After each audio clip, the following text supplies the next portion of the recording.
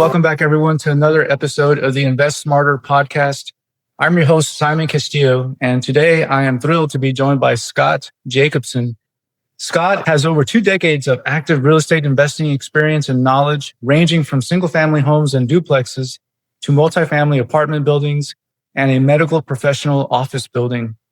He is currently working on larger multifamily real estate syndication deals, and since 2016 has been a general partner and limited partner in over 4,000 apartment units throughout the Midwest and multiple industrial park complexes in the eastern United States. That's quite an impressive bio, Scott. First of all, I'd like to welcome you to the show. Thank you so much, Simon. I'm really looking forward to it. Appreciate you having me here today. Sure. Yeah, I'd be happy to. I guess, to reference or to expand upon you say 2 decades of experience, I was originally introduced to the whole idea of investment in real estate from the person who was assigned as my mentor at my first job out of college. And I was an accounting major. I was working in public accounting at one of the big, I think at that time it was big 5 accounting firms. And when I got together with my mentor, we didn't talk about accounting though, thankfully. No one likes accounting, right? We talked about real estate because he was, and still is, but he was big into residential real estate. I think even at that point, it had over 100 rentals that he managed somehow at the same time as being a manager at a big 5 accounting firm. So that was my first introduction to realizing that it was even possible to own a home that you don't live in. Like before that, I had no idea that you could even do that.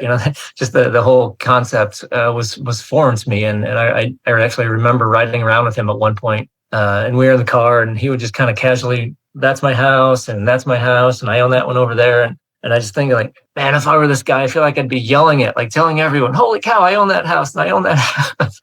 But he was just so casual about it. And that kind of, it was a mind shift for me, I guess, to know that, hey, I can do this kind of thing, or I could do this kind of thing. So he was the first person that opened my eyes and opened my mind to that, I guess. And he told me to read Rich Dad, Poor Dad, which is a lot of people have read that. And honestly, it was kind of life-changing is kind of a cliche thing, but really, for me, it was life-changing. Like my life looks a lot different now than it would have been without him as my mentor. So, that's such a strange dynamic, because when you think about a corporate mentor, typically they're going to mentor you on, how do you navigate the corporate ladder, right? And for you to have a corporate mentor that ends up being your real estate mentor, that's pretty amazing. And it's pretty fortunate, right, for you? Oh man, looking back, like I consider that one of the best moments of my life. It was very unscripted and never would have seen it coming. But yeah, and it fits my personality really well too, because I've never been a suit and tie kind of corporate ladder kind of guy. So having this, I still have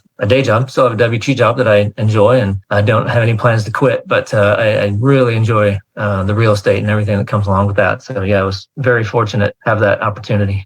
I really like how you said that, or just that idea. I like that you put that in words, because that for me, that's been exactly right. Yeah, the W-2 job helps me to, it pays the bills and have some consistency for myself and my family. And the real estate, I kind of think is that's like you said, it's ultimately what's kind of building my net worth and balance sheet. And ultimately, that's what's going to help me retire closer to how I want to retire. The kind of with the life or lifestyle that I envision.